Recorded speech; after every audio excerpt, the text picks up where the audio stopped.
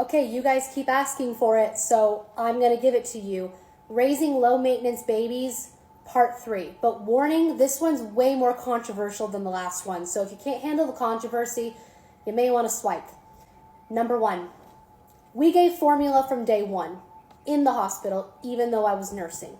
My reasoning, I didn't want this scary transition from when I was done nursing to dairy be some big ordeal. I nurse 90% of the time. I give 1 bottle of formula a day, so his stomach is well adjusted to dairy. That way, even further, when they're a toddler and they don't even do formula, they do straight up whole milk, I already know what's going to happen. This isn't a big deal. We've been doing dairy since day 1 and breast milk. 2, I would say you can keep the baby in the bassinet as long as they're unaware of where they're at.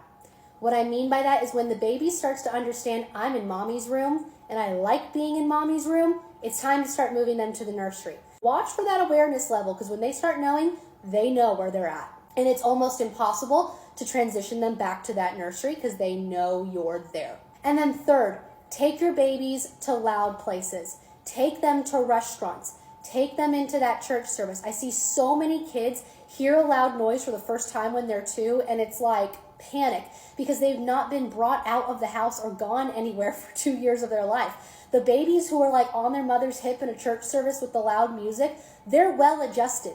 The babies who've been in restaurants from day 1, from when they're born all the way into toddlerhood, usually have better manners in the restaurant because they're well adjusted into society. If you hide your baby, why do you think it's going to go better when they're 2?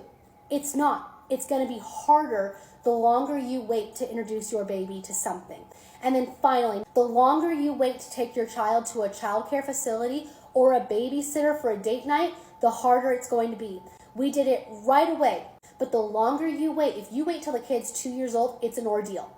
It's a huge ordeal. Whereas if you start training early on before they're completely aware, this just becomes a part of their normal life. Low maintenance parenting is introducing early on so that things aren't a bigger deal down the road. But like I said, this is all my personal experience. You don't have to adopt any of these things. This is what I'm doing to make my life easier as a mom, and it's kind of the old school